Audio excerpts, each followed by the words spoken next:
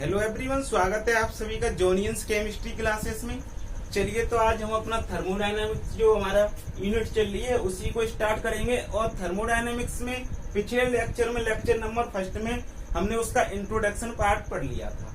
तो आज हम लेक्चर नंबर सेकंड स्टार्ट करते हैं और इस लेक्चर में हम सीखेंगे कि जो हमारा थर्मोडायनामिक्स चैप्टर है इसमें यूनिट कन्वर्जन कैसे करते हैं और कौन कौन से टर्म की हम इसमें यूनिट कन्वर्जन को पढ़ा जाता है। तो हम थर्मोडायनामिक्स में जो यूनिट कन्वर्जन हम पढ़ते हैं, बेसिकली यूनिट कन्वर्जन इसमें तीन चीजों की पढ़ी जाती है। यूनिट कन्वर्जन हम सबसे पहले इसकी वॉल्यूम की पढ़ते हैं, फिर यूनिट कन्वर्जन प्रेशर की पढ़ेंगे और एनर्जी की पढ़ेंगे। मैंने यहाँ पर सारा लिखा हुआ है क्योंकि फिर लिखने में टाइम ज्यादा होता है, वीडियो ज्यादा खिंच जाती है, तो मैंने सोचा लिख करके और समझा देता हूँ। तो सबसे पहले हम वॉल्यूम की यूनिट कन्वर्जन पढ़ते हैं। वॉल्यूम की यूनिट कन्वर्जन पढ़ने के लिए, सीखने के लिए हमें एक चीज याद रखनी होती है कि एक मीटर लंबी और 1 मीटर चौड़ी और 1 मीटर ऊंची पानी की टंकी में 1000 लीटर पानी आता है। ये बात हमें याद रखनी है क्या, कि 1 मीटर लंबी और 1 मीटर चौड़ी और 1 मीटर ऊंची पानी की टंकी में कितना पानी आता है? 1000 लीटर पानी आता है। तो यहाँ पर लिख दिया हमने 1 मीटर लंबी, 1 मीटर चौड़ी, 1 मीटर लंबी ऊंची पानी की टंकी में 1000 लीटर पानी आ रहा है। इस बात को हमने यहाँ लिख दिया। तो देखो 1 मीटर लंबी और 1 मीटर चौड़ी को हमने 10 to the power 1 into metre cube हो जाएगा ये। अरे 1 मीटर की पावर 1, मीटर की पावर 1, मीटर की पावर 1, मीटर की पावर 3 हो गई, तो 1 मीटर क्यूब हो गया और ये 1000 लीटर हो गया, या 10 टू दी पावर 3 लीटर। इसको पहले लिख दो, इसको बाद में। इसको 1000 लीटर को यूं भी तो लिख सकते हैं 10 टू दी पावर 3 लीटर, ठीक है। तो इसको 10 टू दी पावर 3 लीटर बराबर 1 मीटर क्यूब लिख दिया। तो यहाँ से 1 लीटर की वैल्यू निकालेंगे तो 1 लीटर की यहाँ से वैल्यू निकल के आएगी, ये उधर जाएंगे तो ये पावर माइनस में आ जाएगी, तो 10 to the power 3 metre cube आ जाएगी। यानी कि 1 लीटर में कितना मीटर बनेगा? 1 लीटर जो पानी आ रहा है उसको कितने मीटर में आएगा? 10 टू दी पावर माइनस के 3 मीटर क्यूब में आएगा। अच्छा, अब 1 मीटर में कितने डेसीमीटर होते हैं? अब डेसीमीटर में यूनिट कन्वर्जन चेंज करेंगे तो 1 मीटर में 10 डेसीमीटर होते हैं। ये बात जानते ही हो। अच्छा, नहीं जानते हो तो कुछ लोग देख लो एक बार ये कैसे चेंज करते हैं। इसको चेंज करने के लिए हमें थोड़ा सा आइडिया लेना पड़ेगा, कुछ नहीं है। देखो, kilo, hecto, deca, metre, deci, centi और मिलीमीटर, ये चीज है। अब देखो, अब एक चीज याद रख लो। अब हम kilo, hecto, deca, metre, deci, centi, millimetre, अगर हम किलो से डेसीमीटर में चेंज कर रहे हैं, मीटर में चेंज कर रहे हैं, यानी कोई चीज अगर हम ऊपर से नीचे चेंज कर रहे हैं, ऊपर से नीचे चेंज कर रहे हैं, तो हम पॉजिटिव में आएगी। उसकी पावर किस में आएगी? उसकी पावर पॉजिटिव में आएगी। अगर कोई चीज अब नीचे से, यानी कि हम मान लो डेसीमीटर को किलो में चेंज कर रहे हैं, तो यानी कि नीचे से ऊपर चेंज कर रहे हैं, तो वो चीज किस में आएगी? वो नेगेटिव साइन में आएगी। उसकी पावर किस में आएगी? नेगेटिव। ये कुछ ऐसा ही है जैसे मान के चलिए कोई पैसे वाले आदमी है, वो कितना भी खर्च करके कितना भी नीचे आ सकते हैं, तो वो रहेंगे पॉजिटिव में ही। अगर लेकिन जो गरीब आदमी है वो ज्यादा पैसा खर्च करेगा तो वो कर्ज लेके ही तो करेगा, तो उस पर नेगेटिव आएगी। उसके पास तो है पॉजिटिव। तो ये मान लो समझ के चलिए, यानी कि ऊपर से नीचे आने पर पॉजिटिव में आएगी पावर और नीचे से ऊपर जाने पर पॉजिटिव में आएगी, ठीक, वो नेगेटिव में सोई आएगी। अब मान के चलो हमें किससे चेंज करनी है? हमें मीटर से डेसीमीटर में चेंज करनी है। हमारा मीटर ये गया, हमारा डेसीमीटर ये गया, यानी कि हमें ऊपर से नीचे लानी है। ऊपर से नीचे लानी है, ये बात तो क्लियर है। तो हमारी पॉजिटिव में पावर आएगी, ये बात क्लियर है। अच्छा, अब कितनी पावर पॉजिटिव में आएगी? तो ये देखना होता है कि कितना गैप हो रहा है। मीटर से डेसीमीटर में एक ही तो गैप हो रहा है, तो 10 टू दी पावर 1 काय की आएगी पावर। एक जो पावर आएगी इसकी वो पॉजिटिव आएगी। अगर 2 गैप होते तो 2 पावर आती, 3 गैप होते तो 3 पावर आती, 4 गैप होते तो 4 पावर आती। अब पावर पे साइन क्या होता है? नेगेटिव या पॉजिटिव। ये साइन इस बात पर डिपेंड करता है कि हम चेंजमेंट जो कर रहे हैं, या कि ऊपर से नीचे कर रहे हैं या नीचे से ऊपर कर रहे हैं। अगर हम नीचे से ऊपर ले जा रहे हैं तो नेगेटिव में पावर आएंगी, अगर ऊपर से नीचे आ रहा है तो पॉजिटिव में आएंगी। इस चीजों को हमने समझ लिया। तो हम क्या कहेंगे, कितनी हो गई? 10 क्या हो गई, या 10 भी लिख सकते हैं इसको 10। तो यानी कि 1 मीटर बराबर 10 डेसीमीटर हो गए। तो देखो 10 डेसीमीटर लंबी, 10 डेसीमीटर चौड़ी और 10 डेसीमीटर ऊंची पानी की टंकी है। इसमें 1000 लीटर या 10⁻³ लीटर क्या आता है, पानी आता है। तो इसको देखो ऐसे लिख सकते हैं 10 10 10 10⁻³ डेसीमीटर क्यूब हो गया और 10⁻³ लीटर हो गया। अब यहाँ से हम 1 लीटर की वैल्यू निकाल रहे हैं, तो 1 लीटर की वैल्यू कितनी आ गई, 1 डेसीमीटर क्यूब निकल के आ गई। कितनी आ गई, 1 डेसीमीटर क्यूब निकल के आ गई। एक तो दूसरा कन्वर्जन यूनिट का वॉल्यूम में ये रहा, पहला ये रहा, दूसरा ये रहा। अच्छा अब ये देखते हैं 1 मीटर में हमारे 100 सेंटीमीटर होते हैं। अब जी बात चेक कर लो, 1 मीटर कहाँ गया हमारा, ये गया, एक कहाँ गया मीटर हमारा, ये गया। और मीटर से हम कहाँ जाएंगे, मीटर से, ये मीटर है हमारा यहाँ पर, मीटर से हम सेंटीमीटर में चेंजमेंट करेंगे, यानी कि ऊपर से नीचे हम चेंजिंग कर रहे हैं। तो सीधा बात क्लियर है कि पावर इसकी किसकी आएगी, पॉजिटिव आएगी। और पावर कितनी आएगी, 2 चेंज हो रहे हैं, एक चेंज मीटर से डेसीमीटर आएंगे, फिर डेसीमीटर से तब सेंटीमीटर पे आएंगे, यानी कि 2 चेंज दे रहे हैं। तो 2 पावर किसकी आएंगी, इसमें प्लस की आएंगी। अच्छा 2 पावर प्लस की आएंगी। अब कितने पर प्लस की पावर आएंगी, तो देख लो कितने चेंज है, 1 पावर और 2 पावर चेंज है। तो यानी कि 10⁻² पॉजिटिव आएंगी इसकी, या इसको 10⁻² को कितना भी लिख सकते हैं, हम 100 भी कह सकते हैं। कितना, 100।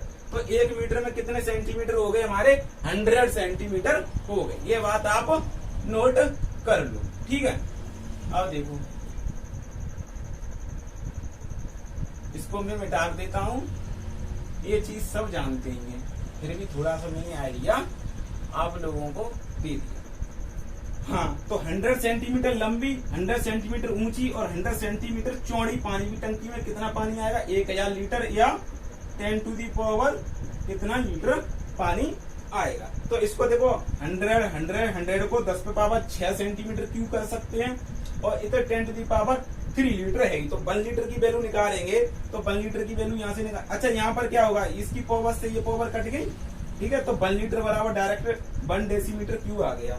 अब यहाँ क्या होगा, देखो ये वाली वैल्यू कैसे निकल के आएगी, 10⁻6/10⁻³ आएगी, है किस में आएगी, ये सेंटीमीटर क्यूब में आएगी, सेंटीमीटर क्यूब में। अच्छा 3 पावर से ये पावर कट जाएगी 10⁻³ बार। तो 1 लीटर में कितनी की वैल्यू निकल के आई हमारी, 10⁻³ सेंटीमीटर क्यूब, ठीक है, 10⁻³ सेंटीमीटर क्यूब।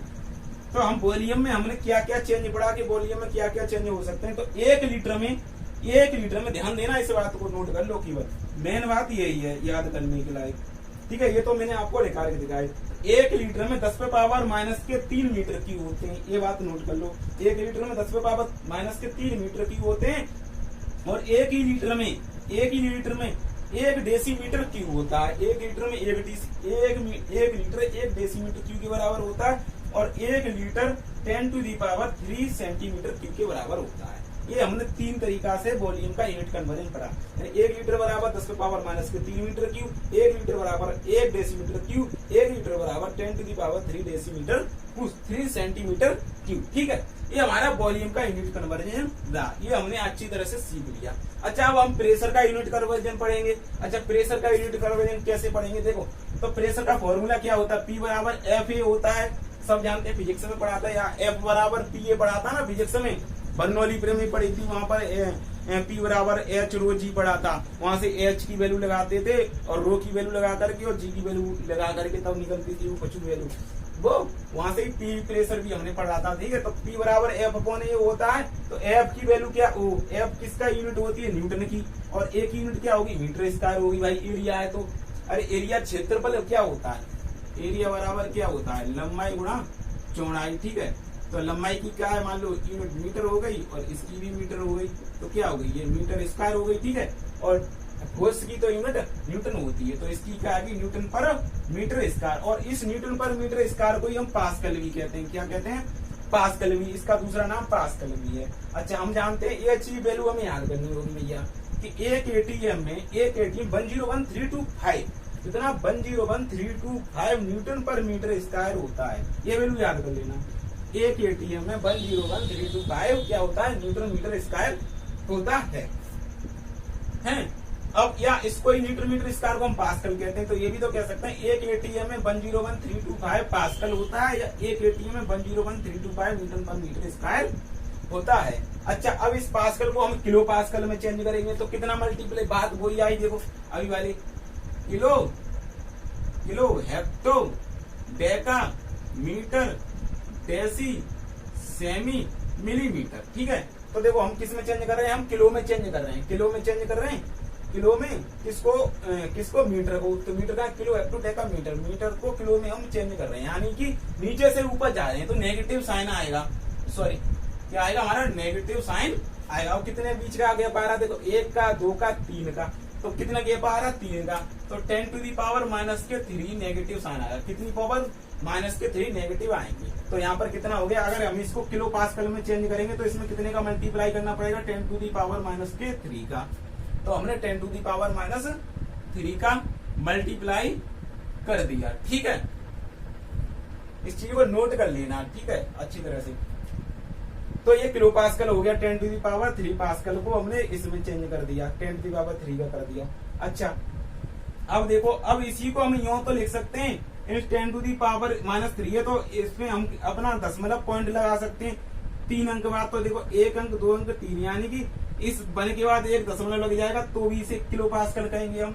इसको पावर को उठा करके इसमें हम पॉइंट लगा देंगे, यहाँ पर भी 1, 2, 3 अंक बाद, यानी -3 है तो -3 अंक बाद हम पॉइंट लगा देंगे, तो भी हमारा किलो पास्कल हो गया। अब देखो इसको हम किलो पास्कल करेंगे। अब एक एटीएम हमारा 10, अच्छा हम इसको अगर 2 अंक और पीछे लेके आए, अगर हम इसको 2 अंक और पीछे लेके आए तो इसे 10 टू दी पावर 5 पास्कल कह सकते हैं। अगर इसको हम इस चीज को 101,325 को ऐसे लिखें, 1.01325 लिखें, तो इसमें हमें 10 टू दी पावर 5 का मल्टीप्लाई करना पड़ेगा, क्योंकि हम 5 अंक बाद हमने पॉइंट लगाया, 1, 2, 3, 4, 5 यहाँ पर पॉइंट लगाया है। अगर यहाँ पॉइंट लगाएंगे हम तो इसमें 10 टू दी पावर 5 का हम मल्टीप्लाई करेंगे। क्यों करेंगे, अगर इसको मल्टीप्लाई कर देंगे और अगर ये मल्टीप्लाई हटा देंगे तो जो बोली हमारी ये वाली थी वही बोली हमारी, जो ये वाली वैल्यू थी वही ये लौट कर उसकी चली जाएगी। अच्छा, ऐसा क्यों किया, ऐसा करने से हमें कुछ कन्वर्जन प्राप्त हो रहे थे। अच्छा, इसलिए किया कि जो 10 टू दी पावर 5 पास्कल जो है वो हमारे 1 बार के बराबर होता है। तो हमने ये जान लिया कि 1 बार की जो वैल्यू होती है वो 10 टू दी पावर 5 पास्कल की होती है। 1 बार की वैल्यू कितनी होती है, 10 टू दी पावर 5 पास्कल की होती है। अच्छा, यहाँ से अगर 1 एटीएम की वैल्यू निकाले, 1 एटीएम बराबर तो कितना हो सकता है, चेंजमेंट बार में हो गया तो इसमें 1.01325 बार के बराबर हो गया 1 एटीएम, ये भी हो सकता है इसका कन्वर्जन। अच्छा, ये बात याद कर लेना कि 1 एटीएम बराबर 760 MMHg होता है, 1 एटीएम बराबर 760 MMHg होता है, या MMHg को हम टॉर भी कहते हैं, 760 टॉर भी कह सकते हैं, इसकी यूनिट MMHg को हम दूसरा नाम टॉर भी है। तो 1 एटीएम बराबर 760 टॉर या 760 MMH होता है। और क्या एक छोटी मोटी यूनिट है, 1 लीटर बार बराबर 100 जूल होता है। इस चीज को याद कर लेना, क्या होता है, 1 लीटर बार बराबर 100 जूल होता है, और 1 किलो पास्कल लीटर बराबर 1 जूल होता है। क्या होता है, 1 किलो पास्कल लीटर बराबर 1 जूल होता है, 1 किलो पास्कल लीटर बराबर 1 किलो पास्कल लीटर बराबर 1 जूल होता है। ये तो रही आपकी प्रेशर कन्वर्जन। तो इसमें प्रेशर कन्वर्जन में हमें क्या याद करना है कि 1 एटीएम बराबर 101,325 लीटर पर मीटर स्क्वायर होता है, या इसको पास्कल कहते हैं। और इसको किलो पास्कल में चेंज करेंगे तो 10 टू दी पावर 3 का मल्टीप्लाई करेंगे, और 1 बराबर 10 टू दी पावर 5 पास्कल होता है 1 बार बराबर, और इसकी बार की यहाँ वैल्यू लगा देंगे, 1 लीटर बराबर 100 जूल होता है, 1 किलो पास्कल लीटर बराबर 1 जूल होता है। इसको हम प्रेशर में हमने वॉल्यूम का कन्वर्जन पढ़ लिया, हमने प्रेशर का कन्वर्जन कर लिया। अच्छा, अब हम एनर्जी का कन्वर्जन कैसे करेंगे। अब एनर्जी के भी यूनिट का भाई चेंजमेंट हमको पढ़ना होगा, ठीक है। हम थर्मोडायनेमिक्स में 3 ही बेसिकली कन्वर्जन पढ़ते हैं, वॉल्यूम का चेंजमेंट और प्रेशर की यूनिट का चेंजमेंट और एनर्जी की यूनिट का चेंजमेंट। तो अच्छा, एनर्जी की यूनिटों का चेंजमेंट या एनर्जी का कन्वर्जन पढ़ने के लिए हमें आर की वैल्यू याद करनी होगी। अगर कैलोरी में याद करनी होगी और जूल में याद करनी होगी और लीटर एटीएम में याद करनी होगी। अच्छा, कैलोरी में क्या होती है, आर की वैल्यू होती है 2 कैलोरी पर केल्विन मोल होती है, और यही आर की वैल्यू अगर जूल में हम पढ़ें तो 8.314 जूल पर केल्विन मोल होती है। अगर इसे ही हम लीटर एटीएम में पढ़ें तो 0.821 लीटर एटीएम पर केल्विन मोल होती है। ये हमें याद करनी पड़ेगी एनर्जी की वैल्यू, ठीक है। आर की वैल्यू सॉरी। अच्छा, अब इससे हम चेंज कैसे करेंगे, मान के चलो फॉर एग्जांपल माने डब्ल्यू की वैल्यू आपकी दे रखी है, डब्ल्यू की वैल्यू दे रखी है, माने क्या कहा कि डब्ल्यू बराबर आपका 10 लीटर एटीएम है, इसको हमें कैलोरी में चेंज करके दो भाई साहब, या जूल में चेंज करके दो, या लीटर एटीएम में चेंज करके दो है। लीटर एटीएम में तो दिया ही है, कैलोरी या जूल में चेंज करके। तो देखो हम कैलोरी में कैसे चेंज करेंगे, जिसमें किस में चेंज करवाया, कैलोरी में। तो कैलोरी में चेंज करवाया तो सबसे पहले हमने कैलोरी का फॉर्मूला लिख दिया। कैलोरी क्या है, 2 कैलोरी अपॉन क्या है, केल्विन मोल, और बराबर अब किसको चेंज करवाया है हमको, एटीएम, लीटर एटीएम को। तो लीटर एटीएम वाला रख दे रहे हैं। लीटर एटीएम किसके बराबर होता है, लीटर एटीएम वाला यूनिट होती है 0.821 लीटर एटीएम बटे किलो, वो केल्विन मोल होती है। ठीक है। अच्छा, अब कितने को डब्ल्यू कितनी वैल्यू दी है, 10 लीटर की दी है, इसको कैलोरी में चेंज करवाया। अब जिसमें चेंज करवाया है जितने को उसी में मल्टीप्लाई कर देते हैं। अब कैलोरी में चेंज करवाया है तो कैलोरी की तरफ कितने को, 10 लीटर एटीएम को करवाया तो कैलोरी की तरफ मल्टीप्लाई करेंगे। अच्छा, यही वैल्यू अगर कैलोरी में दी होती, एटीएम में चेंज करवाया होता तो हम एटीएम की तरफ, लीटर एटीएम की तरफ मल्टीप्लाई करते, लेकिन हमें किस में चेंज करवाया, कैलोरी में। तो कैलोरी की तरफ कितने को चेंज करवाया, 10 लीटर एटीएम को। तो 10 लीटर एटीएम इसकी तरफ हमने मल्टीप्लाई कर दिया। अब इससे ये हमारे उड़ गए, लीटर एटीएम से लीटर एटीएम गायब गए भाई साहब, और केल्विन मोल से केल्विन मोल नीचे वाले चले गए। अब ऊपर क्या बचा, 10 और 10 ये बचे, 2 बचे, 10 2 या 20 कैलोरी इक्वल हो जाएगा 0.281 को। अब हमें कैलोरी में ये वैल्यू निकालनी है, तो कैलोरी में हमें निकालनी है तो 20 अपॉन कितना हो जाएगा, 0.821। ये कैलोरी में आ गई वैल्यू हमारी, निकल गई। किसमें आ गई, हमें कैलोरी में। अच्छा, यही वैल्यू अगर हमें जूल में निकालनी होती, किसमें, हमें यही वैल्यू अगर यही वैल्यू हमें जूल में निकालनी होती तो देखो कैसे निकालते। यही वैल्यू डब्ल्यू की वैल्यू इतनी दी है ना, इसको हम जूल में निकालते तो कैसे निकालते। सबसे पहले हमें क्या करेंगे, देखो जूल वाला फॉर्मूला लिखेंगे, 8.314 जूल पर केल्विन मोल बराबर कर देंगे। अब कितने को चेंज करा है, एटीएम वाला लीटर एटीएम वाला को चेंज करवा रहा है जूल में। तो लीटर एटीएम वाला फॉर्मूला लिखेंगे 0.821 लीटर एटीएम अपॉन केल्विन मोल। ठीक है। अब कितने को, 10 को चेंज करवाना है, किसमें, जूल में। तो जिसमें चेंज करवाना है उसी में मल्टीप्लाई कर देंगे, उसी में क्या कर देंगे हम, मल्टीप्लाई। कितने का, 10 करवा रहा है तो 10 लीटर एटीएम। अच्छा, यूनिट साथ साथ लेके चलेंगे। ठीक है, ये रहा हमारा। अब देखो करेंगे, लीटर एटीएम से लीटर एटीएम गायब हो गए, केल्विन मोल से केल्विन मोल गायब हो गए। अब बचे क्या आपके, 10 into 8.314 जूल इक्वल 0.821। अच्छा, ये बचा। अब ये इसमें आ जाएगा, 10 into 8.314 अपॉन 0.821, किसमें वैल्यू निकल के आई है आपकी, जूल में। ठीक है। ऐसे हम एनर्जी का कन्वर्जन करते हैं। ये आपका वॉल्यूम का रहा, कन्वर्जन बता दिया हमने। वॉल्यूम में क्या है, 1 लीटर बराबर 10⁻³ मीटर क्यूब, और 1 लीटर बराबर 1 डेसीमीटर क्यूब, और 1 लीटर बराबर 10⁻³ सेंटीमीटर क्यूब। अच्छा, प्रेशर का क्या रहा, 101.325, एक वैल्यू याद रखनी है हमें, 101.325 न्यूटन मीटर स्क्वायर या पास्कल के बराबर होती है ये। और इसी को हम किलो में और वैसे चेंज करेंगे, वो हमने सिखा दिया कैसे चेंज करेंगे, और ये आपको याद कर लेना। अच्छा, यूनिट एनर्जी कन्वर्जन में क्या है, आर की वैल्यू हमें 3 याद करनी होती है, कैलोरी में, जूल में और लीटर एटीएम में। ठीक है, ये याद करके हमने कैसे निकालते हैं वो आपको बता दिया। ये तो रही आपकी थर्मोडायनामिक्स की यूनिट कन्वर्जन का लेक्चर रहा। ठीक है, तो इसी के साथ हम इस लेक्चर को यहीं पर खत्म करते हैं, और अगले लेक्चर में हम आपको देखेंगे, लेक्चर नंबर 3 आएगा, उसमें हम आपको क्या पढ़ाते हैं। ठीक है, तो अगर ये वीडियो आपको अच्छी लगी हो तो हमारे चैनल को सब्सक्राइब कीजिए, और वीडियो को लाइक कीजिए, और ज्यादा से ज्यादा लोगों को शेयर कीजिए, ताकि अच्छा हम यहाँ पर आपको पूरी की पूरी थर्मोडायनामिक्स सीरीज देने वाले हैं, और उस थर्मोडायनामिक्स सीरीज के बाद आपको प्रीवियस ईयर क्वेश्चन भी कराएंगे, और साथ ही साथ क्वेश्चन करने के अप्रोच भी बताते जाएंगे। ठीक है, CSIR नेट और गेट के लिए। ठीक है, तो इसी के साथ आप सभी लोगों का एक बार फिर से बहुत बहुत धन्यवाद। Thank you.